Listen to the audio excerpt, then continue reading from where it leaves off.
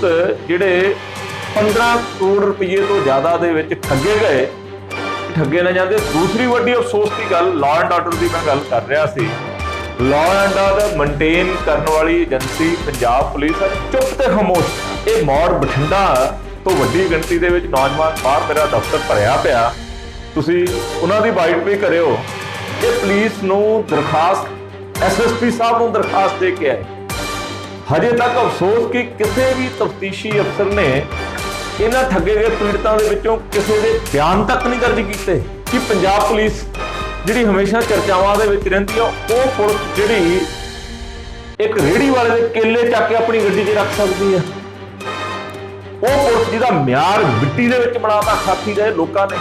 भारती फौज दे विच भर्ती होण दा जाली सर्टिफिकेट मोहर लगी आ, साइन होए होए आ, नंबर पिया होया, ते पंजाब पुलिस चुप ते खामोश हैगी है। उसने ही साथों 2.5-3 ਲੱਖ रुपये लेता जी। वो कहना भी ਤੁਹਾਨੂੰ मैं टीए ਦੇ ਵਿੱਚ ਭਰਤੀ ਕਰਵਾਉਂਗਾ ਜੀ। ਸਾਡੀ ਮੰਗ ਇਹੀ ਹੈ ਜੀ ਵੀ ਸਾਡੇ ਜਿਹੜੇ ਪੈਸੇ ਨੇ ਉਹ ਵਾਪਸ ਕੀਤੇ ਜਾਣ ਜੀ, ਨਹੀਂ ਅਸੀਂ ਆਪਣੇ ਆਪ ਆਪਦੀ ਖੁਦਕੁਸ਼ੀ ਕਰਾਂਗੇ। ਪੰਜਾਬ ਵਿੱਚ ਹੋ ਰਹੀ ਫੌਜ ਦੀ ਭਰਤੀ ਦੇ ਨਾਮ ਤੇ ਨੌਜਵਾਨਾਂ ਨਾਲ ਹੋਈ ਕਰੋੜਾਂ ਦੀ ਠੱਗੀ ਦੇ ਮਾਮਲੇ ਤੇ ਭੜਕੇ ਬੈਂਸ ਨੇ ਪੀੜਤ ਨੌਜਵਾਨਾਂ ਨਾਲ ਪ੍ਰੈਸ ਕਾਨਫਰੰਸ ਕਰਦਿਆਂ ਲੋ ਐਂਡ ਆਰਡਰ ਤੇ ਕਈ ਸਵਾਲ ਖੜੇ ਕੀਤੇ ਤੇ ਪੁਲਿਸ ਪ੍ਰਸ਼ਾਸਨ ਨੂੰ ਸਵਾਲਾਂ ਦੇ ਘੇਰੇ ਵਿੱਚ ਘੇਰਦੇ ਹੋਏ ਕਿਹਾ ਕਿ ਪੁਲਿਸ ਨੇ ਪੀੜਤਾ ਦੀ ਸ਼ਿਕਾਇਤ ਤਾਂ ਕੀ ਦਰਜ ਕਰਨੀ ਸੀ, ਸਗੋਂ ਕਿਸੇ ਵੀ ਪੁਲਿਸ ਅਧਿਕਾਰੀ ਨੇ ਉਹਨਾਂ ਦੇ ਬਿਆਨ ਤੱਕ ਦਰਜ ਨਹੀਂ ਕੀਤੇ। ਇਸ ਮੌਕੇ ਬੈਂਸ ਨੇ ਕੈਪਟਨ ਤੇ ਵੀ ਨਿਸ਼ਾਨੇ ਸਾਧੇ ਤੇ ਕੀ ਕਿਹਾ, ਆਓ ਸੁਣਦੇ ਹਾਂ। ਪੰਜਾਬ ਦੇ ਅੰਦਰ ਲਾਅ ਐਂਡ ਆਰਡਰ ਨੂੰ ਲੈ ਕੇ ਹਮੇਸ਼ਾ ਸਵਾਲ ਖੜੇ ਹੁੰਦੇ ਆ ਕਿ ਪੰਜਾਬ ਦੇ ਵਿੱਚ ਅਮਨ ਕਾਨੂੰਨ ਦੀ ਸਥਿਤੀ ਕੈਸੀ ਆ। ਪੰਜਾਬ ਦੇ ਅੰਦਰ ਅਮਨ ਕਾਨੂੰਨ ਬਹਾਲ ਕਰਨ ਵਾਲੀ ਏਜੰਸੀ ਮਤਲਬ ਕਿ ਪੰਜਾਬ ਪੁਲਿਸ ਕੀ ਕਰਦੀ ਆ। ਅੱਜ ਮੈਂ ਪ੍ਰੈਸ ਕਾਨਫਰੰਸ ਜਰੀਏ ਉਹ ਦੋਸਤ ਨੌਜਵਾਨ ਸਾਥੀ ਖੜੇ ਆ ਜਿਹੜੇ ਨੌਕਰੀ ਦੇ ਨਾਮ ਤੇ ਫੌਜ ਦੇ ਵਿੱਚ ਨੌਕਰੀ ਪ੍ਰਾਪਤ ਕਰਨ ਦੇ ਨਾਮ ਦੇ ਉੱਤੇ ਠੱਗੇ ਗਏ, ਤੇ ਠੱਗੀ ਵੀ ਕੋਈ ਹਜ਼ਾਰਾਂ ਦੇ ਵਿੱਚ ਨਹੀਂ, ਠੱਗੀ ਲੱਗੀ ਕਿਸੇ ਨੂੰ 3 ਲੱਖ, ਕਿਸੇ ਨੂੰ 3.5, ਕਿਸੇ ਨੂੰ 4 ਲੱਖ, ਤੇ ਤਕਰੀਬਨ 300-350 ਦੇ ਕਰੀਬ ਪੂਰੇ ਪੰਜਾਬ ਦੇ ਵਿੱਚੋਂ ਇਹ ਨੌਜਵਾਨ ਹੈਗੇ ਜਿਨ੍ਹਾਂ ਨੇ ਫੌਜ 'ਚ ਭਰਤੀ ਹੋਣ ਦੇ ਝਾਂਸੇ ਦੇ ਵਿੱਚ ਆ ਕੇ ਬੇਰੁਜ਼ਗਾਰ ਹੈਗੇ ਆ। ਬੇਰੁਜ਼ਗਾਰ ਬੰਦਾ ਮਾਂ-ਬਾਪ ਸੋਚਦਾ ਵੀ ਚਲੋ ਕਿਤੇ ਨੌਜਵਾਨ ਪੁੱਤ ਨੌਕਰੀ ਤੇ ਲੱਗ ਜਾਊਗਾ, ਕੋਈ 4 ਛਿੱਲੜ ਘਰ ਦੀ ਹਾਲਤ ਚੰਗੀ ਹੋ ਜਾਊਗੀ। ਸੋ ਇਹ ਪੈਸੇ ਇਹਨਾਂ ਦੇ ਪੇਰੈਂਟਸ ਨੇ ਵਿਆਜ ਦੇ ਉੱਤੇ ਚੱਕ ਕੇ, ਕਿਸੇ ਦੀ ਮਾਂ ਨੇ ਗਹਿਣੇ ਵੇਚੇ, ਕਿਸੇ ਦੇ ਬਾਪੂ ਨੇ ਘਰ ਗਿਰਵੀ ਰੱਖ ਕੇ 4 ਲੱਖ 3.5 ਲੱਖ ਰੁਪਈਆ ਲੈ ਕੇ ਠੱਗ ਬੰਦਿਆਂ ਨੂੰ ਦੇਤਾ। ਐਂਡ 350-400 ਦੇ ਕਰੀਬ ਬੰਦਾ ਤੇ ਠੱਗੀ ਮਾਰਨ ਵਾਲਾ ਰਾਜਪਾਲ ਸਿੰਘ, ਵਰਿੰਦਰ, ਜਸਪਾਲ ਤੇ ਸੰਦੀਪ ਗਿੱਲ। ਮੇਰੇ ਕੋਲੇ ਫੋਟੋਗ੍ਰਾਫ ਦਿਖਾਏ ਨੌਜਵਾਨਾਂ ਜਿਨ੍ਹਾਂ ਦੇ ਵਿੱਚ ਲੈਫਟੀਨੈਂਟ ਕਰਨਲ ਆਪਣੇ ਆਪ ਨੂੰ ਵਰਦੀ ਪਾਈ ਹੋਈ ਆ, ਵਰਦੀ ਪਾ ਕੇ ਲੈਫਟੀਨੈਂਟ ਕਰਨਲ ਦੱਸਦੇ ਆ, ਤੇ ਉਹ ਠੱਗੀ ਮਾਰ ਗਏ। ਇਹ ਨੌਜਵਾਨ ਜਿਹੜੇ ਬੇਰੁਜ਼ਗਾਰ ਆ, ਜਿਨ੍ਹਾਂ ਨੂੰ ਕੈਪਟਨ ਅਮਰਿੰਦਰ ਸਿੰਘ 2017 ਦੇ ਵਿੱਚ ਹਰ ਘਰ ਦੇ ਵਿੱਚ ਇੱਕ ਪਰਿਵਾਰ ਦੇ ਅੰਦਰ ਇੱਕ ਮੈਂਬਰ ਨੂੰ ਸਰਕਾਰੀ ਨੌਕਰੀ ਦੇਣ ਦਾ ਵਾਅਦਾ ਕਰਦੇ ਸੀ, ਜੇ ਕਿਤੇ ਉਹ ਵਾਅਦਾ ਪੂਰਾ ਕੀਤਾ ਹੁੰਦਾ ਤੇ ਮੇਰਾ ਖਿਆਲ ਇਹ ਦੋਸਤ ਜਿਹੜੇ 15 ਕਰੋੜ ਰੁਪਏ ਤੋਂ ਜ਼ਿਆਦਾ ਦੇ ਵਿੱਚ ਠੱਗੇ ਗਏ, ਠੱਗੇ ਨਾ ਜਾਂਦੇ। ਦੂਸਰੀ ਵੱਡੀ ਅਫਸੋਸ ਦੀ ਗੱਲ ਲਾਅ ਐਂਡ ਆਰਡਰ ਦੀ ਮੈਂ ਗੱਲ ਕਰ ਰਿਹਾ ਸੀ। ਲਾਅ ਐਂਡ ਆਰਡਰ ਮੇਨਟੇਨ ਕਰਨ ਵਾਲੀ ਏਜੰਸੀ ਪੰਜਾਬ ਪੁਲਿਸ ਅੱਜ ਚੁੱਪ ਤੇ ਖਾਮੋਸ਼ ਹੈ। ਮੇਰਾ ਖਿਆਲ ਅੱਜ ਤੋਂ 10-12 ਦਿਨ ਪਹਿਲਾਂ ਇਹ ਮੌੜ ਬਠਿੰਡਾ ਤੋਂ ਵੱਡੀ ਗਿਣਤੀ ਦੇ ਵਿੱਚ ਨੌਜਵਾਨ ਬਾਹਰ ਮੇਰਾ ਦਫ਼ਤਰ ਭਰਿਆ ਪਿਆ, ਤੁਸੀਂ ਉਹਨਾਂ ਦੀ ਵਾਈਟ ਵੀ ਕਰਿਓ। ਇਹ ਪੁਲਿਸ ਨੂੰ ਦਰਖਾਸਤ SSP ਸਾਹਿਬ ਨੂੰ ਦਰਖਾਸਤ ਦੇ ਕੇ ਆਏ। ਹਜੇ ਤੱਕ ਅਫਸੋਸ ਕਿ ਕਿਸੇ ਵੀ ਤਫਤੀਸ਼ੀ ਅਫਸਰ ਨੇ ਇਹਨਾਂ ਠੱਗੇ ਗਏ ਪੀੜਤਾਂ ਦੇ ਵਿੱਚੋਂ ਕਿਸੇ ਦੇ ਬਿਆਨ ਤੱਕ ਨਹੀਂ ਦਰਜ ਕੀਤੇ। FIR ਤਾਂ ਬੜੀ ਦੂਰ ਦੀ ਗੱਲ ਆ। SSP ਸਾਹਿਬ ਨੇ ਉਹ ਦਰਖਾਸਤ ਕਿਹੜੇ ਅਫਸਰ ਨੂੰ ਮਾਰਕ ਕੀਤੀ, ਉਸ ਅਫਸਰ ਨੇ ਅੱਗੇ ਇਹਨਾਂ ਪੀੜਤਾਂ ਦੇ ਬਿਆਨ FIR ਬੜਾ ਦੂਰ ਦਾ ਕੰਮ ਆ, ਬਿਆਨ ਤੱਕ ਨਹੀਂ ਦਰਜ ਕੀਤੇ। ਸਮਝ ਸਕਦੇ ਹੋ ਕਿ ਪੰਜਾਬ ਪੁਲਿਸ ਜਿਹੜੀ ਹਮੇਸ਼ਾ ਚਰਚਾਵਾਂ ਦੇ ਵਿੱਚ ਰਹਿੰਦੀ ਆ, ਉਹ ਪੁਲਿਸ ਜਿਹੜੀ ਇੱਕ ਰੇਹੜੀ ਵਾਲੇ ਦੇ ਕੇਲੇ ਚੱਕ ਕੇ ਆਪਣੀ ਗੱਡੀ 'ਚ ਰੱਖ ਸਕਦੀ ਆ, ਉਹ ਪੁਲਿਸ ਜਿਹਦਾ ਮਿਆਰ ਮਿੱਟੀ ਦੇ ਵਿੱਚ ਬਣਾਤਾ ਖਾਕੀ ਦੇ ਲੋਕਾਂ ਨੇ। ਅਸਲ ਦੋਸ਼ੀ ਦੇ ਗੁਲਾਮੇ ਨੂੰ ਹੱਥ ਪਾਉਣ ਤੋਂ ਕਿਉਂ ਡਰਦੇ ਆ? ਕਿਉਂਕਿ ਉਹ ਬੰਦੇ ਨੇ ਕੋਈ 25-30 ਕਰੋੜ ਰੁਪਏ ਦੀ ਠੱਗੀ ਮਾਰ ਲਈ। ਉਸ 25-30 ਕਰੋੜ ਰੁਪਏ ਦੇ ਵਿੱਚੋਂ ਵੱਖ-ਵੱਖ ਅਫਸਰਾਂ ਨੂੰ ਉਹਨਾਂ ਨੂੰ ਚੁੱਪ ਕਰਾਉਣ ਵਾਸਤੇ, ਗੋਸਲੋ ਕਰਨ ਵਾਸਤੇ ਇਹ ਸਾਰਾ ਦਾਰੋਮਦਾਰ ਬੰਦੋਬਸਤ ਕਰਦੇ ਆ। ਸੋ ਅੱਜ ਇਹ ਦੋਸਤ ਇਕੱਠੇ ਹੋਏ ਆ, ਤੁਸੀਂ ਹੈਰਾਨ ਰਹਿ ਜਾਓਗੇ ਠੱਗੀ ਇਸ ਕਦਰ ਠੱਗ ਦਾ ਹੌਸਲਾ ਕਿ ਉਹ ਇਹਨਾਂ ਨੂੰ ਪਹਿਲਾਂ ਤਾਂ ਜਿਹੜਾ ਇਹਨਾਂ ਦੇ ਟੈਸਟ ਵਾਲਾ ਜਾਲੀ ਸਰਕਾਰੀ ਮੋਹਰਾਂ ਲੱਗੀਆਂ ਹੋਈਆਂ ਨੇ, ਜਾਲੀ ਇਹ ਰੋਲ ਨੰਬਰ ਕਹਿ ਦੂੰਗਾ ਕਿ ਤੁਸੀਂ ਟੈਸਟ ਦੇ ਵਿੱਚ ਜਾ ਸਕਦੇ ਹੋ, ਐਂਟਰੀ ਪਾਸ ਹੈਗਾ। ਫਿਰ ਉਸ ਤੋਂ ਬਾਅਦ ਦੇ ਵਿੱਚ ਠੱਗੀ ਦਾ ਚਰਮ ਦੇਖੋ, ਇੰਡੀਅਨ ਆਰਮੀ ਰਿਕਰੂਟਮੈਂਟ ਸਰਟੀਫਿਕੇਟ ਜਾਰੀ ਕਰਦਾ। ਭਾਰਤੀ ਫੌਜ ਦੇ ਵਿੱਚ ਭਰਤੀ ਹੋਣ ਦਾ ਜਾਲੀ ਸਰਟੀਫਿਕੇਟ, ਮੋਹਰ ਲੱਗੀ ਆ, ਸਾਈਨ ਹੋਏ ਹੋਏ ਆ, ਨੰਬਰ ਪਿਆ ਹੋਇਆ, ਤੇ ਪੰਜਾਬ ਪੁਲਿਸ ਚੁੱਪ ਤੇ ਖਾਮੋਸ਼ ਹੈਗੀ ਆ। ਉਹ ਪੰਜਾਬ ਪੁਲਿਸ ਕੋਲੇ ਤਾਂ ਜਦੋਂ ਇਹ ਨੌਜਵਾਨ ਗਏ, ਉਹਨੂੰ ਤਾਂ ਤੁਰੰਤ ਚਾਹੀਦਾ ਸੀ ਇਨਐਕਸ਼ਨ, ਉਹ ਤੁਰੰਤ ਹਰਕਤ ਵਿੱਚ ਆਉਂਦੇ ਤੇ ਤੁਰੰਤ ਦੋਸ਼ੀ ਦੇ ਗੜਾਮੇ ਤੱਕ ਪਹੁੰਚ ਜਾਂਦੇ। ਪਰ ਅਫਸੋਸ ਹੈ ਕਿ ਪੰਜਾਬ ਪੁਲਿਸ ਚੁੱਪ ਤੇ ਖਾਮੋਸ਼, ਕਿਉਂਕਿ ਪੰਜਾਬ ਪੁਲਿਸ ਦਾ ਸਤਿਕਾਰਯੋਗ ਮੁੱਖ ਮੰਤਰੀ ਜਿਨ੍ਹਾਂ ਦੇ ਕੋਲੇ ਗ੍ਰਹਿ ਵਜ਼ਾਰਤ ਵੀ ਆ, ਕੈਪਟਨ ਅਮਰਿੰਦਰ ਸਿੰਘ ਸਾਹਿਬ, ਉਹ ਗੁਫਾਵਾਸੀ ਹੋਏ ਹੋਏ ਆ, ਉਹ ਸੈਲਫ ਕੁਆਰੰਟਾਈਨ ਹੋਏ ਹੋਏ ਆ। ਸ਼ਾਸਨ ਇਨਐਕਸ਼ਨ ਹੋਏਗਾ ਤੇ ਪ੍ਰਸ਼ਾਸਨ ਕੰਮ ਕਰੇਗਾ। ਐਡਮਿਨਿਸਟ੍ਰੇਸ਼ਨ ਉਦੋਂ ਕੰਮ ਕਰੇਗਾ ਜਦੋਂ ਰੂਲਿੰਗ ਵਾਲੇ ਲੋਕ ਜਿਹੜੇ ਸੱਤਾ ਦੇ ਵਿੱਚ ਆ, ਜਦੋਂ ਉਹ ਲੋਕ ਇਨਐਕਸ਼ਨ ਹੋਣਗੇ। ਹੁਣ ਕੈਪਟਨ ਅਮਰਿੰਦਰ ਸਿੰਘ ਦਾ ਇਨਐਕਸ਼ਨ ਦੀ ਜਗ੍ਹਾ ਉਹ ਤਾਂ ਗੁਫਾਵਾਸੀ ਹੋਏ ਹੋਏ ਆ, ਸੈਲਫ ਕੁਆਰੰਟਾਈਨ ਹੋਏ ਹੋਏ ਆ, ਤੇ ਥੱਲੇ ਜਿਹੜਾ ਐਡਮਿਨਿਸਟ੍ਰੇਸ਼ਨ ਆ, ਉਹ ਐਡਮਿਨਿਸਟ੍ਰੇਸ਼ਨ ਲੋਕਾਂ ਦੇ ਨਾਲ ਕੀ ਕਰਦਾ, ਇਹ ਜਿਉਂਦੀ ਜਾਗਦੀ ਮਿਸਾਲ ਹੈਗੀ ਆ। ਕਰੋਨਾ ਦੇ ਨਾਮ ਦੇ ਉੱਤੇ ਅੱਜ ਲੋਕਾਂ ਨੂੰ ਤੁਸੀਂ ਡਰਾ ਲਓ। ਮੈਂ ਸਮਝਦਾ ਕਿ ਮਹਾਮਾਰੀ ਆ, ਪਰ ਅੱਜ ਕਰੋਨਾ ਦੇ ਨਾਲ ਨਾਲ ਕਰੋਨਾ ਰਾਜਨੀਤਿਕ ਭੂਤ ਬਣ ਗਿਆ। ਇਹ ਜਿਹੜਾ ਕਰੋਨਾ ਰਾਜਨੀਤਿਕ ਭੂਤ ਬਣਿਆ, ਇਹ ਅਤਿਅੰਤ ਮਾੜਾ। ਇਹ ਗੱਲਾਂ ਮੇਰੀਆਂ ਅੱਜ ਹੋ ਸਕਦਾ ਬਹੁਤ ਸਾਰੇ ਵਰਗ ਨੂੰ, ਬਹੁਤ ਸਾਰੇ ਲੋਕਾਂ ਨੂੰ ਅਟਪਟੀਆਂ ਲੱਗਣ ਵੀ ਕਰੋਨਾ ਦੇ ਬਰਖਲਾਫ, ਪਰ ਕਰੋਨਾ ਦੇ ਉੱਤੇ ਜਿਹੜਾ ਰਾਜਨੀਤਿਕ ਭੂਤ ਚਮੇੜਿਆ ਹੋਇਆ ਨਾ, ਇਹ ਵੱਡੀ ਪੱਧਰ ਤੇ ਨੁਕਸਾਨ ਕਰ ਰਿਹਾ। ਇਕੱਲੇ ਸਾਡੇ ਸੂਬੇ ਦਾ ਨਹੀਂ, ਦੇਸ਼ ਦਾ ਨੁਕਸਾਨ। ਮੂੰਹ ਤੇ ਚੇਪੀ ਲਾ ਲਓ, ਕੋਈ ਨਹੀਂ ਬੋਲ ਸਕਦਾ। ਬਾਦਲਾਂ ਦੀਆਂ ਬੱਸਾਂ ਦੇ ਵਿੱਚ 52 ਬੰਦੇ ਬੈਠ ਸਕਦੇ ਆ, ਵਿਆਹ ਦੇ ਵਿੱਚ 30 ਬੰਦਿਆਂ ਤੋਂ ਵੱਧ, 15 ਕੁੜੀ ਵਾਲੇ ਤੇ 15 ਮੁੰਡੇ ਵਾਲੇ, ਇਦੋਂ ਵੱਧ ਨਹੀਂ। ਇਹ ਲਾਅ ਐਂਡ ਆਰਡਰ ਮੇਨਟੇਨ ਕਰਨ ਵਾਲੇ ਪੁਲਿਸੀਏ ਵਿਆਹਾਂ ਦੇ ਵਿੱਚ ਜਾ ਕੇ ਡਾਂਗ ਖੜਕਾਉਂਦੇ ਆ। ਇਹ ਲੋਕਾਂ ਦੇ ਚਲਾਨ ਕੱਟਣ ਵੇਲੇ ਡਾਂਗ ਖੜਕਾਉਂਦੇ ਆ ਵੀ ਤੇਰੇ ਮਾਸਕ ਨਹੀਂ ਪਾਇਆ, ਰੱਖ 500 ਰੁਪਈਆ। ਇਹ ਰੈਫਰੈਂਡਮ 2020 ਦੇ ਉੱਤੇ ਬੇਕਸੂਰੇ ਨੌਜਵਾਨਾਂ ਨੂੰ ਥਾਣਿਆਂ 'ਚ ਬਿਠਾ ਕੇ ਜਲੀਲ ਕਰਕੇ ਉਹਨਾਂ ਦੀ ਜੇਬ ਕੱਟਣ ਦੇ ਵਿੱਚ ਮਹਾਰਤ ਰੱਖਦੇ ਆ। ਪਰ ਜਦੋਂ ਕੋਈ ਠੱਗੀ ਲੱਗੀ ਹੋਵੇ ਵੱਡੀ, ਤੇ ਉਸ ਠੱਗ ਨੂੰ ਫੜਨ ਵਾਸਤੇ ਇਹਨਾਂ ਦੇ ਕੋਲੇ ਸਮਾਂ ਨਹੀਂ ਹੈਗਾ। ਸਮਾਂ ਇਸ ਕਰਕੇ ਨਹੀਂ ਗਾ ਕਿਉਂਕਿ ਇਹਨਾਂ ਦੀ ਪੁੱਛ ਪੜਤਾਲ ਕਰਨ ਵਾਲਾ ਸਤਿਕਾਰਯੋਗ ਗ੍ਰਹਿ ਮੰਤਰੀ, ਜਿਹੜੇ ਸਤਿਕਾਰਯੋਗ ਸਾਡੇ ਸੂਬੇ ਦੇ ਮੁੱਖ ਮੰਤਰੀ ਸਾਹਿਬ ਆ, ਉਹ ਅੱਜ ਗੁਫਾਵਾਸੀ ਹੋਏ। ਉਹ ਕਿਸੇ ਨੂੰ ਨਹੀਂ ਪੁੱਛਦੇ, ਕਿਸੇ ਨੂੰ ਨਹੀਂ ਸੁਣਦੇ, ਕਿਸੇ ਨੂੰ ਨਹੀਂ ਗਿਣਦੇ ਵੀ ਕੌਣ ਕੀ ਕਰ ਰਿਹਾ, ਮੇਰੇ ਰਾਜ ਦੀ ਜਨਤਾ ਨੂੰ ਕੀ ਤੰਗੀਆਂ, ਕੀ ਪਰੇਸ਼ਾਨੀਆਂ ਹੈਗੀਆਂ ਨੇ।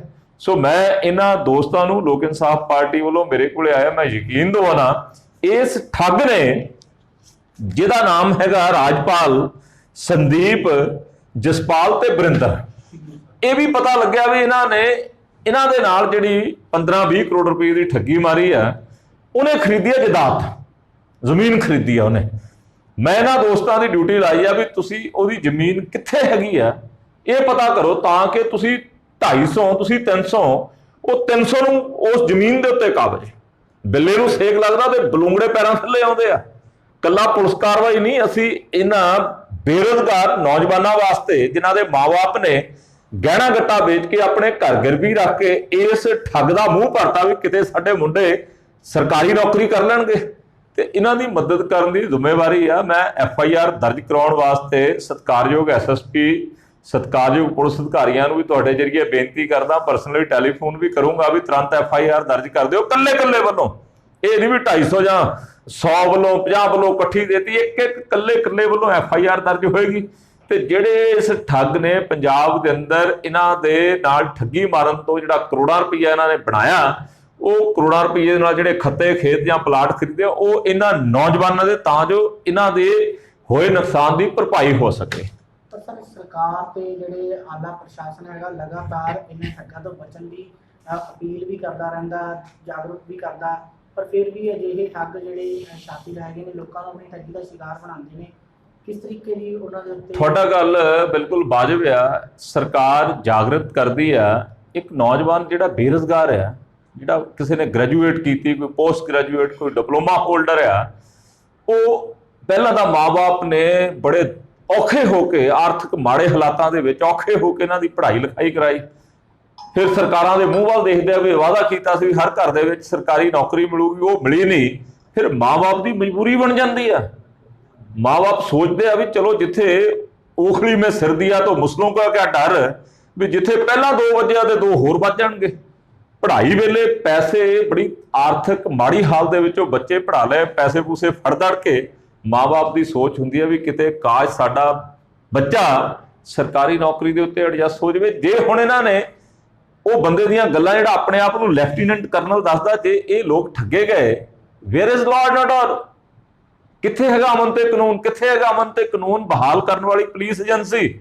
ਮੈਂ ਪੁਲਿਸ ਏਜੰਸੀ ਦੀ ਗੱਲ ਕਰਕੇ ਹਟਿਆ ਵੀ ਪੁਲਿਸ ਏਜੰਸੀ ਸਿਰਫ ਤੇ ਸਿਰਫ ਲੋਕਾਂ ਨੂੰ ਤੰਗ ਪਰੇਸ਼ਾਨ ਕਰਕੇ ਉਹਨਾਂ ਦੀ ਜੇਬ ਕੱਟਣ ਦਾ ਕੀ ਹੈ? ਜੇ ਠੱਗ ਕਰੋੜਾਂ ਰੁਪਈਆ ਠੱਗ ਕੇ ਲੈਫਟੀਨੈਂਟ ਕਰਨਲ ਦੀ ਵਰਦੀ ਪਾ ਕੇ ਇੰਡੀਅਨ ਆਰਮੀ ਰਿਕਰੂਟਮੈਂਟ ਸਰਟੀਫਿਕੇਟ ਤਿਆਰ ਕਰ ਸਕਦਾ, ਇਦੋਂ ਵੱਡਾ ਕੋਈ ਹੋਰ ਠੱਗਾ ਹੋ ਸਕਦਾ? ਤੇ ਪੰਜਾਬ ਪੁਲਿਸ ਚੁੱਪ ਤੇ ਖਾਮੋਸ਼ ਬੈਠੀ ਹੈ। ਰੀਜ਼ਨ ਕਿਉਂਕਿ ਪੰਜਾਬ ਪੁਲਿਸ ਆਪ ਇਸ ਕਰਤੂਤ ਇਹੋ ਜਿਹੇ ਕੰਮਾਂ ਦੇ ਵਿੱਚ ਸਾਰਾ ਦਿਨ ਪੁਲਿਸੀਏ ਖੁਦ ਸ਼ਮੂਲੀਅਤ ਰੱਖਦੇ ਆ। ਤੇ ਹੁਣ ਤੁਹਾਡੇ ਵੱਲੋਂ ਲੋਕ ਇਨਸਾਫ ਪਾਰਟੀ ਵੱਲੋਂ ਕਿੱਦਾਂ ਦਾ ਅਸੀਂ FIR ਦਰਜ ਕਰਾਵਾਂਗੇ, ਚਾਹੇ ਸਾਨੂੰ ਕਿਸੇ ਅਫਸਰ ਦੇ ਦਫ਼ਤਰ ਬਾਹਰ ਜਾ ਕੇ ਬੈਠਣਾ ਪਵੇ, ਚਾਹੇ SSP ਹੋਵੇ, ਚਾਹੇ ਕੋਈ ਹੋਰ ਪੁਲਿਸ ਅਧਿਕਾਰੀ ਹੋਵੇ। ਪਹਿਲਾਂ ਤਾਂ ਇੰਡੀਵਿਜੂਅਲ ਕੱਲੇ ਵੱਲੋਂ ਕੀਤੇ ਦੋਸ਼ ਦੀ FIR ਦਰਜ ਹੋਏਗੀ, ਤੇ ਫਿਰ ਜਿਹੜੀ ਇਸ ਠੱਗੀ ਦੀ ਰਕਮ ਦੇ ਵਿੱਚੋਂ ਜ਼ਮੀਨ ਜਾਇਦਾਦ ਕੋਈ ਪਲਾਟ ਖਰੀਦੇ ਆ, ਉਹਨਾਂ ਪਲਾਟਾਂ ਦੀ ਨਿਸ਼ਾਨਦੇਹੀ ਕਰਕੇ ਇਹਨਾਂ ਦੋਸਤਾਂ ਨੂੰ ਉਹਨਾਂ ਪਲਾਟਾਂ ਦੇ ਉੱਤੇ ਕਾਬਜ਼ ਕਰਾਉਣ ਵਾਸਤੇ, ਅਸਲ ਇਹਨਾਂ ਦੇ ਪੈਸਿਆਂ ਦੇ ਨਾਲ ਉਹ ਜ਼ਮੀਨ ਜਾਇਦਾਦ ਖਰੀਦੀ ਹੈ। ਸੋ ਅਸੀਂ ਇਹਨਾਂ ਦੀ ਹਰ ਹੀਲੇ ਮਦਦ ਕਰਾਂਗੇ। ਪੰਜਾਬ ਵਿੱਚ ਸਰ ਬਹੁਤ ਸਾਰੇ ਐਸੇ ਆਫਿਸ ਖੁੱਲੇ ਹੋਏ ਆ, ਸੰਸਥਾਵਾਂ ਖੁੱਲੀਆਂ ਨੌਕਰੀ ਦੇਣ ਦੇ ਲਈ, ਅਨਰਜਿਸਟਰਡ ਨੇ। ਸਰਕਾਰ ਉਹਨਾਂ ਦੀ ਕੀ ਕਾਰਵਾਈ ਕਰੇ, ਕਿੱਦਾਂ ਹੁੰਦਾ? ਅੱਗੇ ਤਾਂ ਹੁੰਦਾ ਸੀ ਵੀ ਕੋਈ ਕਹਾਵਤ ਆਪਾਂ ਪਾਉਂਦੇ ਹੁੰਦੇ ਸੀ ਵੀ ਇੱਟ ਪੱਟਿਆਂ ਨਿਕਲਦੇ ਆ, ਹੁਣ ਇੱਟਾਂ ਦੇ ਉੱਤੇ ਚੜੇ ਬੈਠੇ ਆ। ਚਾਹੇ ਉਹ ਵਿਦੇਸ਼ ਭੇਜਣ ਵਾਲੇ ਏਜੰਟ ਹੋਣ, ਚਾਹੇ ਉਹ ਨੌਕਰੀਆਂ ਦੇ ਨਾਮ ਦੇ ਉੱਤੇ ਠੱਗੀ ਲਾਉਣ ਵਾਲੇ ਏਜੰਸੀਆਂ ਦੇ ਮਾਲਕ ਹੋਣ। ਵੱਡੇ ਇਸ਼ਤਿਹਾਰ ਦਿੰਦੇ ਅਖਬਾਰਾਂ ਦੇ ਵਿੱਚ, ਅੱਧੇ ਪੇਜ ਦੇ। ਸੌਰੀ ਟੂ ਸੇ, ਅਖਬਾਰ ਜਿਹੜੀ ਚੰਗੀ ਨਾਮੀ ਹੋਵੇ ਉਹਦੇ ਵਿੱਚ ਅੱਧੇ ਪੇਜ ਦਾ, ਫੁੱਲ ਪੇਜ ਦਾ, ਫਰੰਟ ਪੇਜ ਦਾ ਇਸ਼ਤਿਹਾਰ ਆ ਜਾਵੇ, ਸੁਭਾਵਿਕ ਆ ਕਿ ਆਮ ਲੋਕ ਜਿਹੜੇ ਆ ਉਹ ਉਸ ਪਾਸੇ ਨੂੰ ਆਕਰਸ਼ਿਤ ਹੋ ਜਾਂਦੇ ਆ। ਸਰਕਾਰ ਕੀ ਕਾਰਵਾਈ ਕਰਦੀ ਆ? ਜਿਹੜੇ ਫੱਟਾ ਲਾਈ ਬੈਠਿਆ ਨੌਕਰੀਆਂ ਦੇਣ ਦਾ, ਜਿਹੜੇ ਬਾਹਰ ਭੇਜਣ ਦਾ ਫੱਟਾ ਲਾਈ ਬੈਠਿਆ। ਅਫਸੋਸ ਆ ਕਿ ਸਾਡਾ ਜਿਹੜਾ ਐਡਮਿਨਿਸਟ੍ਰੇਸ਼ਨ ਆ, ਜਿਹੜਾ ਸਾਡਾ ਤੰਤਰ ਆ, ਉਹ ਤੰਤਰ ਇਹਨਾਂ ਦੇ ਨਾਲ ਰਲਿਆ ਹੈ। ਡਿਸਟ੍ਰਿਕਟ ਲੈਵਲ ਦੇ ਉੱਤੇ ਡਿਸਟ੍ਰਿਕਟ ਐਡਮਿਨਿਸਟ੍ਰੇਸ਼ਨ ਚਲਾਉਣ ਵਾਲਾ ਤੰਤਰ ਇਹਨਾਂ ਲੋਕਾਂ ਦੇ ਨਾਲ ਹੈਂਡ ਐਂਡ ਗਲਵਸ ਆ। ਸੋ ਇਸ ਕਰਕੇ ਸਰਕਾਰ ਸਿਰਫ ਰੌਲਾ ਪਾਉਂਦੀ ਹੈ, ਪਰ ਜ਼ਮੀਨੀ ਹਕੀਕਤ ਦੇ ਉੱਤੇ ਇਹ ਲੁੱਟ ਦੀਆਂ ਹੱਟੀਆਂ ਬੰਦ ਕਰਾਉਣ ਵਾਸਤੇ ਕੰਮ ਕੋਈ ਨਹੀਂ ਕਰਦੀ। ਵੈਸੇ ਇੱਕ ਸਿਆਸਤ ਦੇ ਨਾਲ ਜੁੜਿਆ ਸਵਾਲ ਹੈਗਾ ਕਿ ਰਵਨੀਤ ਬਿੱਟੂ ਤੇ ਜਥੇਦਾਰ ਅਕਾਲ ਤਖਤ ਤੇ ਬਿਆਨਬਾਜ਼ੀ ਕਰ ਰਹੇ ਨੇ, ਕਿੱਦਾਂ ਦੇਖਦੇ ਹੋ? ਸੋ ਮੈਂ ਸਾਡੇ ਸਤਿਕਾਰਯੋਗ ਮੈਂਬਰ ਪਾਰਲੀਮੈਂਟ ਸਾਹਿਬ ਲੁਧਿਆਣਾ ਤੋਂ ਸਰਦਾਰ ਰਵਨੀਤ ਸਿੰਘ ਬਿੱਟੂ, ਉਹ ਕਦੇ ਕਿਸੇ ਗਾਉਣ ਵਾਲੇ ਦੀ ਗੱਲ ਕਰਦੇ ਆ, ਕਦੇ ਅਕਾਲ ਤਖਤ ਸਾਹਿਬ ਦੇ ਜਥੇਦਾਰ ਦੇ ਨਾਲ ਉਹਨਾਂ ਨੂੰ ਆਪਣਾ ਪਾਰਲੀਮਾਨੀ ਹਲਕਾ ਯਾਦ ਨਹੀਂ ਆਉਂਦਾ। ਪਾਰਲੀਮਾਨੀ ਹਲਕੇ ਦੇ ਵਿੱਚ ਲੱਖਾਂ ਦੀ ਗਿਣਤੀ ਦੇ ਵਿੱਚ ਲੁਧਿਆਣਾ ਨਾਲ ਸੰਬੰਧਿਤ ਲੋਕ ਅਰਬ ਕੰਟਰੀਆਂ ਦੇ ਵਿੱਚ ਫਸੇ ਹੋਏ ਆ ਲਾਕਡਾਊਨ ਕਾਰਨ। ਉਹਨਾਂ ਨੇ ਕਦੇ ਵਿਦੇਸ਼ ਮੰਤਰਾਲੇ ਦੇ ਨਾਲ ਕੋਈ ਟੇਕ ਅਪ ਕੀਤਾ ਹੋਵੇ? ਮੈਂ ਨਹੀਂ ਅੱਜ ਤੱਕ ਸੁਣਿਆ ਵੀ ਬਿੱਟੂ ਜੀ ਕਿਸੇ ਨੂੰ ਫਸੇ ਹੋਏ ਨੂੰ ਵਿਦੇਸ਼ ਚੋਂ ਕਢਾ ਕੇ ਲਾਇਆ। ਜਿਹੜਾ ਪ੍ਰਵਿਊ ਹੈਗਾ member of parliament the, MLA ਦਾ ਪ੍ਰਵਿਊ ਨਹੀਂ ਗਾ, ਉਹ ਪ੍ਰਵਿਊ ਸਾਡੇ ਪਾਰਲੀਮੈਂਟ ਸਾਹਿਬਾਨਾਂ ਦਾ। ਐਂਡ ਅਕਾਲ ਤਖਤ ਸਾਹਿਬ ਦੇ ਜਥੇਦਾਰ ਦੇ ਨਾਲ ਅਲਝ ਕੇ ਜਾਂ ਗਾਉਣ ਵਾਲਿਆਂ ਦੀਆਂ ਆਪਣੇ ਟਵਿੱਟਰ ਅਕਾਊਂਟ ਦੇ ਉੱਤੇ ਕੋਈ ਪੋਸਟਾਂ ਪਾ ਕੇ ਲੋਕਾਂ ਦਾ ਧਿਆਨ ਡਾਈਵਰਟ ਕਰਨਾ, ਅਸਲ ਪਾਸੇ ਆ ਜਾਣ। ਜਿਹੜੇ ਕੰਮ ਲਈ ਲੋਕਾਂ ਨੇ ਉਹਨਾਂ ਨੂੰ ਵੋਟ ਪਾ ਕੇ ਮੈਂਬਰ ਪਾਰਲੀਮੈਂਟ ਬਣਾਇਆ, ਉਹ ਆਪਣੀ ਡਿਊਟੀ ਸੰਭਾਲ ਲੈਣ। ਇਹ ਉਰਲੀਆਂ ਪਰਲੀਆਂ ਗੱਲਾਂ ਕਰਕੇ ਟਾਈਮ ਵੇਸਟ ਨਾ ਕਰਨ। ਜਿਹੜੇ SGPC ਦੇ ਪ੍ਰਧਾਨ ਨੇ ਭਾਈ ਗੋਬਿੰਦ ਸਿੰਘ ਲੌਂਗੋਵਾਲ, ਉਹਨਾਂ ਨੇ ਬੀਤੇ ਦਿਨ ਇੱਕ ਬਿਆਨ ਦਿੱਤਾ ਸੀ ਕਿ ਦੇਸੀ ਘਿਓ ਦੇ ਮੁੱਦੇ ਦੇ ਵਿੱਚ ਵੇਰਕਾ ਦਾ ਜਿਹੜਾ ਘੱਟ ਆ ਰਿਹਾ ਸੀਗਾ, ਤੇ ਉਸ ਨੂੰ ਲੈ ਕੇ ਉਹਨਾਂ ਨੇ ਕਿਹਾ ਕਿ ਠੇਕਾ ਰੱਦ ਕਰ ਦਿੱਤਾ। ਉਹਨੂੰ ਕਿਵੇਂ ਦੇਖਦੇ ਹੋ? ਜਿਹੜੇ ਲੋਕ ਇਨਸਾਫ ਪਾਰਟੀ ਵੱਲੋਂ ਅਸੀਂ ਇੱਕ ਬੇਨਤੀ ਪੱਤਰ ਅਕਾਲ ਤਖਤ ਸਾਹਿਬ ਦੇ ਜਥੇਦਾਰ ਨੂੰ ਉਸੇ ਦਿਨ ਪਾਇਆ ਕਿ ਸ਼੍ਰੋਮਣੀ ਗੁਰਦੁਆਰਾ ਪ੍ਰਬੰਧਕ ਕਮੇਟੀ ਨੂੰ ਹੁਕਮ ਕਰੋ ਕਿ ਜਿਹੜਾ ਵੇਰਕਾ ਪ੍ਰੋਡਕਟ ਆ, ਮਿਲਕ ਫੈਡ ਕੋਆਪਰੇਟਿਵ ਦੇ ਜ਼ਰੀਏ ਉਹ ਪਿੰਡਾਂ ਦੇ ਵਿੱਚੋਂ ਕਿਸਾਨ ਜਿਹੜੇ ਡੈਰੀ ਫਾਰਮਿੰਗ ਕਰਦੇ ਆ, ਸਹਾਇਕ ਧੰਦਾ ਕਿਸਾਨ ਦੇ ਕੋਲੇ ਕੀ ਆ, ਡੈਰੀ ਫਾਰਮਿੰਗ ਦਾ। ਐਂਡ ਕਿਸਾਨ ਜਿਹੜਾ ਆਰਥਿਕ ਤੌਰ ਤੇ ਮਾੜੇ ਹਾਲਾਤਾਂ ਦੇ ਵਿੱਚ ਆ, ਇਹ ਵੇਰਕੇ ਦੇ ਵਿੱਚ ਦੁੱਧ ਕੋਈ ਹਰਿਆਣਾ ਰਾਜਸਥਾਨ ਵਾਲਿਆਂ ਤੋਂ ਨਹੀਂ ਆਉਂਦਾ।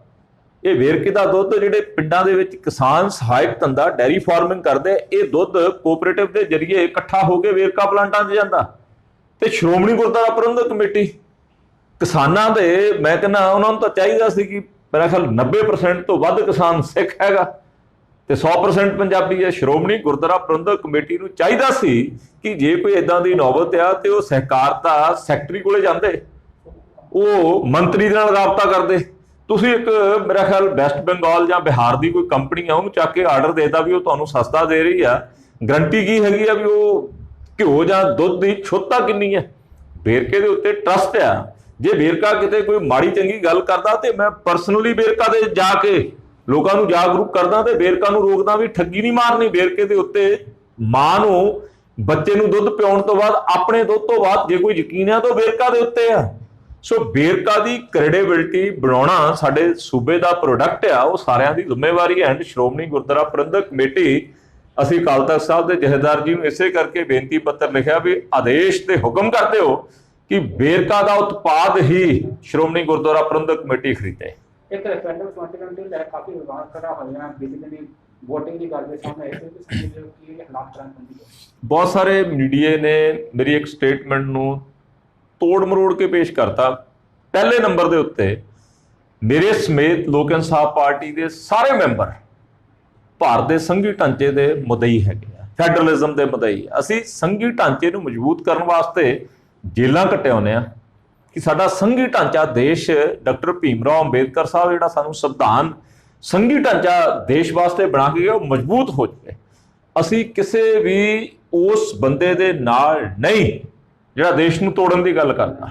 ਪਰ ਮੈਂ ਇਹ ਗੱਲ ਕਹੀ ਕਿ ਪਰਿਵਾਰ ਦੇ ਵਿੱਚੋਂ ਕੋਈ ਬੰਦਾ ਨਾਰਾਜ਼ ਹੋ ਜਾਵੇ ਤੇ ਉਹਨੂੰ ਘਰੋਂ ਨਹੀਂ ਕੱਢਿਆ ਜਾਂਦਾ। ਕੇਂਦਰ ਸਰਕਾਰ ਨੇ ਬਲੈਕਲਿਸਟ ਕਰਤੇ। ਬਲੈਕਲਿਸਟ ਹੱਲ ਨਹੀਂ ਹੈਗਾ।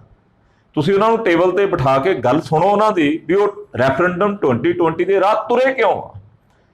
ਮੈਂ ਤਾਂ ਇੱਥੋਂ ਤੱਕ ਕਹਿੰਦਾ, ਇੱਕ ਡਿਬੇਟ ਦੇ ਵਿੱਚ ਦੂਸਰੀ ਪਾਰਟੀ ਦੇ ਇੱਕ ਸੀਨੀਅਰ ਲੀਡਰ ਨੇ ਸਵਾਲ ਕੀਤਾ ਵੀ ਇਹ ਦੇਸ਼ ਨੂੰ ਤੋੜਨ ਵਾਲੇ ਲੋਕਾਂ ਵਾਸਤੇ ਟੇਬਲ ਕਿਉਂ, ਤੇ ਮੈਂ ਉਸ ਸੀਨੀਅਰ ਦੂਸਰੀ ਪਾਰਟੀ ਦੇ ਲੀਡਰ ਨੂੰ ਜਵਾਬ ਦਿੱਤਾ ਵੀ ਜੰਮੂ ਕਸ਼ਮੀਰ ਦੇ ਵਿੱਚ ਜਿਹੜੇ ਹਥਿਆਰਬੰਦ ਘੋਲ ਲੜ ਰਹੇ ਆ, ਹਥਿਆਰਬੰਦ ਘੋਲ ਲੜ ਰਹੀਆਂ ਟੈਰਰਿਸਟ ਸੰਸਥਾਵਾਂ ਦੇ ਮੁਖੀਆਂ ਦੇ ਨਾਲ ਕੇਂਦਰ ਗੱਲਬਾਤ ਕਰ ਸਕਦਾ।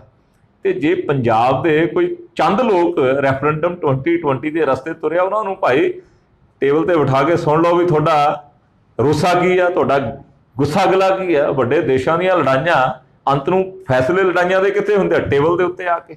ਸੋ ਮੈਂ ਇਹ ਕਹੂੰਗਾ ਕਿ ਘਰ ਦੇ ਵਿੱਚੋਂ ਰੁੱਸੇ ਹੋਇਆਂ ਨੂੰ ਘਰੋਂ ਕੱਢੀਦਾ ਨਹੀਂ ਹੁੰਦਾ। ਉਹਨਾਂ ਦੀ ਦਿੱਕਤ, ਉਹਨਾਂ ਦੀਆਂ ਪ੍ਰੋਬਲਮ ਸੁਣ ਕੇ ਉਹਨਾਂ ਦੇ ਯਤਨ ਕਰੋ ਕਿ ਹੱਲ ਹੋ ਜਾਣ। ਉੱਥੇ ਠੱਗੀ ਦਾ ਸ਼ਿਕਾਰ ਹੋਏ ਨੌਜਵਾਨਾਂ ਨੇ ਕੀ ਕਿਹਾ, ਆਓ ਸੁਣਦੇ ਹਾਂ। ਹਰਪ੍ਰੀਤ ਸਿੰਘ ਜੀ, ਪਿੰਡ ਫਤਿਹਗੜ੍ਹ, ਜ਼ਿਲ੍ਹਾ ਸੰਗਰੂਰ। ਕਿਵੇਂ ਹੋਇਆ ਤੁਹਾਡੇ ਨਾਲ? ਸਰ ਇਹ ਸਾਨੂੰ ਪੇਲੂ ਸਿੰਘ ਮੈਂਬਰ ਤੇ ਜਸਪਾਲ ਸਿੰਘ ਜੀ ਮੰਡੀ ਕਲਾਂ, ਇਹ ਸਾਨੂੰ ਮਿਲੇ ਜੀ। ਇਹ ਕਹਿੰਦੇ ਤੁਹਾਨੂੰ ਭਰਤੀ ਕਰਾਵਾਂਗੇ। ਸਾਨੂੰ ਇਹ ਦਾਨਾਪੁਰ ਲੈ ਕੇ ਗਈ, ਉੱਥੇ ਰਾਜਪਾਲ ਨਾਲ ਮਿਲਾਇਆ ਜੀ। ਉਹ ਕਹਿੰਦੇ TA 'ਚ ਭਰਤੀ ਕਰਾਉਂਦਾ ਜੀ। ਪਿੰਡ ਰੰਗੜਿਆਲ ਦਾ ਬੰਦਾ ਜੀ ਰਾਜਪਾਲ ਸਿੰਘ, ਉਸਨੇ ਜੀ ਸਾਥੋਂ 2.5 3 ਲੱਖ ਰੁਪਏ ਲੈਤਾ ਜੀ। ਉਹ ਕਹਿੰਦਾ ਵੀ ਤੁਹਾਨੂੰ ਮੈਂ TA ਦੇ ਵਿੱਚ ਭਰਤੀ ਕਰਵਾਉਂਗਾ ਜੀ। ਅਤੇ ਅਸੀਂ ਆਪਣੇ, ਮੇਰੀ ਮਾਤਾ ਨੇ ਜੀ ਆਪਦੇ ਗਹਿਣੇ ਵਿੱਚ ਅਸੀਂ 2 ਮੈਸਾਂ ਵੇਚੇ ਜੀ, ਅਤੇ ਅਸੀਂ ਪੈਸੇ ਇਕੱਠੇ ਕਰਕੇ ਜੀ ਉਹਨਾਂ ਨੂੰ ਦਿੱਤੇ ਜੀ। ਅਤੇ ਉਹਨਾਂ ਨੇ ਸਾਨੂੰ ਦਾਨਾਪੁਰ ਲਿਜਾ ਕੇ ਜੀ ਆਹ ਲੈਟਰ, ਜਾਲੀ ਲੈਟਰ ਦਿੱਤੇ ਜੀ। ਸਾਥੋਂ 2.5 ਲੱਖ 3 ਲੱਖ ਰੁਪਏ ਲੈ ਲਏ ਜੀ। ਉਹ ਕਹਿੰਦੇ ਸਾਨੂੰ ਵੀ ਤੁਹਾਨੂੰ ਪੱਕਾ ਭਰਤੀ ਕਰਾਵਾਂਗੇ। ਸਾਨੂੰ ਆਹ ਜਾਲੀ ਲੈਟਰ ਦੇ ਕੇ ਕਹਿੰਦੇ ਤੁਹਾਡੇ ਇਸ ਤੋਂ ਬਾਅਦ ਮੈਡੀਕਲ ਹੋਊਗਾ, ਜਦੋਂ ਇਹ ਜਮ੍ਹਾਂ ਕਰਾਓਗੇ ਤੋਂ ਇਸ ਤੋਂ ਬਾਅਦ ਤੁਹਾਡੀ ਜੁਆਇਨਿੰਗ ਹੋਊਗੀ। ਬਾਅਦ ਚੋਂ ਤੁਸੀਂ ਜੋ ਧੋਖਾ ਆਇਆ ਤਾਂ ਧੋਖਾ ਕਿਵੇਂ ਪਤਾ? ਧੋਖਾ ਸਾਨੂੰ ਇਹ ਧੋਖਾ ਐਂ ਪਤਾ ਲੱਗਿਆ ਜੀ ਜਦੋਂ ਅਸੀਂ ਇੱਕ ਦੂਜੇ ਨੂੰ ਸਾਡੇ ਸਾਹਿਬ ਨੂੰ ਦਿਖਾਇਆ ਜੀ, ਫੌਜ ਨੇ, ਉਹ ਆਰਮੀ 'ਚ ਸਰਦਾਰ ਸੂਬੇਦਾਰ ਮਹਿੰਦਰਪਾਲ ਸਿੰਘ ਜੀ, ਉਹਨਾਂ ਨੂੰ ਦਿਖਾਏ। ਉਹ ਸਰ ਨੇ ਸਾਨੂੰ ਦੱਸਿਆ ਵੀ ਤੁਸੀਂ ਮੈਨੂੰ ਸੈਂਡ ਕਰੋ। ਉਹਨਾਂ ਨੇ ਅੱਗੇ ਦਿਖਾਈ ਅਫਸਰਾਂ ਨੂੰ, ਉਹ ਕਹਿੰਦੇ ਵੀ ਇਹ ਜਾਲੀ ਪੱਤਰ ਨੇ ਜੀ। ਤੁਸੀਂ ਪੁਲਿਸ ਨੂੰ ਸ਼ਿਕਾਇਤ ਕੀਤੀ ਫਿਰ ਕੋਈ? ਹਾਂ ਜੀ, ਅਸੀਂ SSP ਸੰਗਰੂਰ ਵੀ ਆਪਦੀ FIR ਦਰਜ ਕਰਵਾਈ ਹੈ ਜੀ। ਉਹਨਾਂ ਨੇ ਅੱਗੇ DSP ਨੂੰ ਕਰੀ ਹੈ ਜੀ। ਤੇ ਹੁਣ ਕੀ ਤੁਹਾਡੀ ਮੰਗ ਹੈ? ਸਾਡੀ ਮੰਗ ਇਹੀ ਹੈ ਜੀ ਵੀ ਸਾਡੇ ਜਿਹੜੇ ਪੈਸੇ ਨੇ ਉਹ ਵਾਪਸ ਕੀਤੇ ਜਾਣ ਜੀ, ਨਹੀਂ ਅਸੀਂ ਆਪਣੇ ਆਪ ਆਪਦੀ ਖੁਦਕੁਸ਼ੀ ਕਰਾਂਗੇ। ਤੁਹਾਡਾ ਨਾਮ ਜੀ? ਮੇਰਾ ਨਾਮ ਗੁਰਵਿੰਦਰ ਸਿੰਘ ਹੈ ਜੀ, ਕਿੱਥੋਂ ਜੀ? ਪਿੰਡ ਮੰਡੀ ਕਲਾਂ ਜੀ, ਜ਼ਿਲ੍ਹਾ ਕਿਹੜਾ? ਜ਼ਿਲ੍ਹਾ ਬਠਿੰਡਾ ਜੀ। ਕੀ ਹੋਇਆ ਕਿਵੇਂ ਤੁਹਾਡੇ ਨਾਲ ਸਰ? ਸਾਡੇ ਨਾਲ ਜੀ ਪਹਿਲਾਂ ਜਿਹੜਾ ਜਸਪਾਲ ਸਿੰਘ ਹੈ ਜੀ ਮੰਡੀ ਖੁਰਦ ਤੋਂ, ਤੇ ਇੱਕ ਪਿੱਲੂ ਆ ਜੀ। ਇਹ ਕਹਿੰਦੇ ਵੀ ਬੰਦੇ ਭਰਤੀ ਕਰਵਾਉਣੇ ਆ ਮੁੰਡੇ। ਅਸੀਂ ਵੀ ਬੇਰੁਜ਼ਗਾਰ ਸੀਗੇ ਜੀ, ਗਰੀਬ ਪਰਿਵਾਰ ਆ ਜੀ, ਤੇ ਮਾਪਿਆਂ ਨੇ ਪੈਸੇ ਦਿੱਤੇ ਜੀ, ਚਲੋ ਕੋਈ ਗੱਲ ਨਹੀਂ ਕਰਵਾ ਦਿਓ ਜੇ ਕਰਵਾ ਸਕਦੇ ਹੋ ਭਰਤੀ। ਤੇ ਔਰ ਹਾਂਜੀ ਕਿੰਨੇ ਪੈਸੇ ਦਿੱਤੇ? 2.5 ਲੱਖ ਰੁਪਏ ਦਿੱਤਾ ਜੀ। ਹਾਂਜੀ, ਤੇ ਬਾਕੀ ਉਹਨਾਂ ਨੇ 2018 ਦੇ ਵਿੱਚ 6ਵੇਂ ਮਹੀਨੇ ਦੇ ਵਿੱਚ ਭਰੇ ਹੋਇਆ ਪੈਸੇ।